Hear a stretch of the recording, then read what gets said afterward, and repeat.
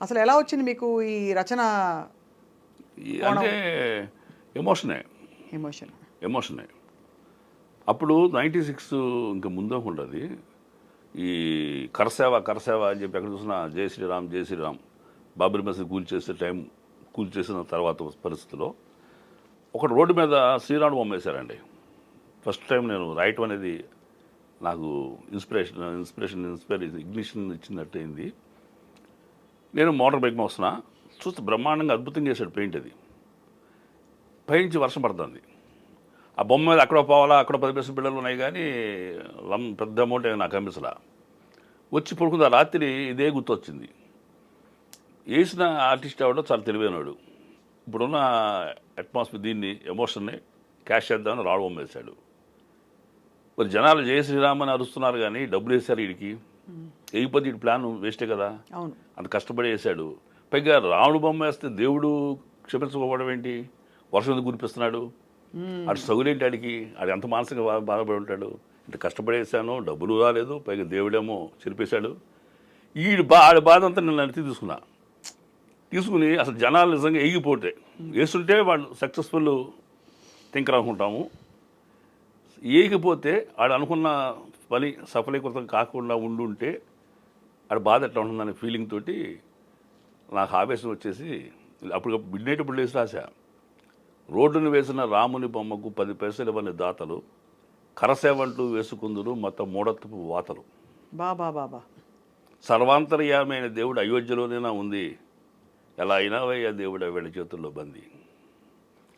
రాసరికి చాలా బాగుంది అనుకున్నాను, చాలా బాగా రాశాను అనుకున్నా, కరెక్ట్గా ఎమోషన్ చెప్పగలిగాను అనుకున్నా. ఆ పక్కన పడేసాం. అప్పటి నుంచి రాయగలను, రాసే సత్తా ఉందని విషయం నాకు తెలిసింది. ఎంత అలవోకగా అసలు కుండ బద్దలు కొట్టి భలే చెప్పారు ఈ 4 వాక్యాలు. అయితే అది బీజేపీ వాళ్ళకి వర్తిస్తుందేమో, ఆర్ఎస్ఎస్ వాళ్ళకి వర్తిస్తుందేమో, కాంగ్రెస్ వాళ్ళు ఎందుకు వదిలిపెట్టాలని చెప్పి ఇంకో 2-4 లైన్లు ఎడమ రాద్దామని చెప్పి ఆలోచిస్తే, కులము మతము మత్తునిచ్చు సారా సేవించుతుందురు రాజకీయ ఉన్మత్తులు మనసారా. మనుషులు కుళ్ళి కంపు కొడుతున్న మాటల్లో సుగంధి, నీ పేరున మమ్మల్ని దోచుకుంటున్నారయ్యా ఓ జాతిపిత గాంధీ. 2 పనులు వేసిన తర్వాత ఓ దేవుడా రాముడు, ఓ దేవుడా ఓ మానవుడా గాంధీ గారు, కనిపించరు మీరు మాకు, ఈ రాజకీయ నపుంసకుల ఏలుబడిలో మనసు చంపుకుని బతకాలని లేదు నాకు. అందుకే నా ఆత్మ 4 చుక్కలు హత్య, 4 చుక్కలు టైటిల్ నా ఆత్మహత్య. చాలా గొప్పగా ఉందండి, ఎంత ఉద్వేగం ఉంది. కానీ ఇది చాలా రేర్ సార్, ఇది అందరు చేయలేరు. ఇలా రాయడం, ఇలాంటి అసలు ఉద్వేగం ఉండడం, ఇలా రాయగలగడం. అంటే మనిషి అన్యాయం అవుతుంటే మాత్రం అసలు సహించలేని గొడవే. ఈ కాకుండా ఇంకా రాశారా కవితలు, పాటలు? పాటలు ఏం రాయలేదు, కవితలు రాశారా? తర్వాత మళ్ళీ అంత ఉధృతంగా రాసింది పార్టీ పరంగా. కానీ అంత ఉధృతంగా రాసి సరే, అఫ్ కోర్స్ గెలుపోవటంలో రాజకీయాల్లో సహజమే. పార్టీ ఓడిపోయినప్పుడు మీరు బాధపడ్డారా? ఆ తర్వాత చిరంజీవి గారు రాజకీయాల నుంచి తప్పుకున్నప్పుడు అంటే రాజకీయాలకు వెళ్తున్నప్పుడు బాధపడ్డా. అయ్యో వెళ్ళిపోతున్నాడు, ఇంకా మనం సినిమా అంటే వ్యామోహం పోద్దామో అని అంత బాధ కలిగింది. సినిమా అంటే ఇంట్రెస్ట్ పోద్దామని బాధ కలిగింది ప్రేక్షకుడిగా.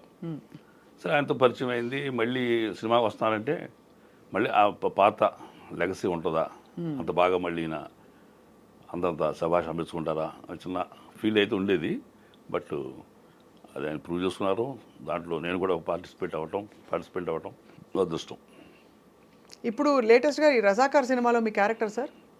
రజాకార్లో నేను విష్ణునూరు దేశముఖ్ రాపాక రామచంద్రారెడ్డి క్యారెక్టర్ అండి. దాంట్లో ఇంద్రజయ గారు చాకల ఐలమ్మ పాత్ర చేశారు. ఆవిడని హింసపెట్టిన దేశముఖే వీడు రామచంద్రారెడ్డి. అలా గంభీరమైన పాత్ర, క్రూరమైన పాత్ర. ఆవిడ్ని కాలు పెట్టి ఛాతి మీద తన్నేంత మూర్ఖుడు, దుర్మార్గుడు. అది చాలా బాగా వచ్చిందని అందరూ ప్రశంసించారు. చాలా గొప్ప పేరు తెచ్చుకున్న సినిమా రజాకార్ సినిమా. చాలా అంటే ఎస్పెషల్లీ క్రిటిక్స్. ఇది సార్ ఇప్పుడు మీరు అంటే సున్నితమైన ఇలాంటి సన్నివేశాలు ఉన్నప్పుడు, ఇప్పుడు మీరు విలన్, ఒక ఏదో మానభంగం సీన్ ఉంటుంది, లేదా అమ్మాయి మీద పరుషంగా మీరు అన్నట్టుగా ఛాతి మీద చాలా ఇబ్బందిగా ఉంటుంది. అందులో మీరు మెడిటేటర్ కాబట్టి మరింత జాగ్రత్త పడతారు. అసలు నేను ఇంద్రజయ గారితో కూడా మేడం కొంచెం దూరం ఉండండి, కొంచెం దూరం ఉండండి, తగులుతాం కొంప తీసి అంటే యాక్టింగ్ ఎమోషన్ వచ్చరికి ఎలాగ మన కాలు ఎంతవరకు వెళ్తామో. ఇప్పుడు కెమెరా కింద తలకాయ చూపించకపోతే ఇట్లా కొట్టచ్చు, మొహం ఎక్స్ప్రెషన్ ద్వారా అంటే తలకాయ పాల్గొట్టేస్తాం అనిపించవచ్చు. కానీ మీ ఆ తలకాయ కూడా కనిపిస్తూ ఉన్నప్పుడు నా చేతిలో ఉన్న ఆయుధం అది డమ్మిది కావచ్చు, ఖచ్చితంగా ఎంతో కొంత స్థాయిలో టచ్ అవ్వాలి. అది ఈ స్థాయిలో టచ్ అవుద్దా, ఈ స్థాయిలో టచ్ అవుద్దా, టచ్ అవ్వాలి. అట్లా ప్రొఫైల్ షాట్ పెట్టినప్పుడు అన్న మీరు తనండి అన్న పర్వాలేదు నేను తట్టుకుంటా అన్నాను. ఎందుకంటే ప్రొఫైల్ షాట్ అది ఖచ్చితంగా ఆవిడ బాడీ ఛాతీకి ఇట్లా తగలాలి కాలు వెళ్ళి తంతే ఎగిరెళ్ళి ఒక వరి కుప్ప మీద పడిపోద్ది ఆవిడ. నేను అదే చెప్పాను నేను దీంట్లో కూడా స్పీచ్లో నిన్నే అంటే ఆహాకు ఆవిడ వస్తుంది. అంటే విలన్ పాత్రలు అంటే ఇవన్నీ తప్పవు కదా, హీరోలు తప్పవు కొట్టాలి, హీరోయిన్లనే కాదు హీరోయిన్లు కూడా కొట్టాలి, షేర్ కొంచెం చేసుకోవాలి. అక్కడ అభిమాన నటులు పెద్ద పెద్ద స్టార్స్ ఉంటారు. అవును.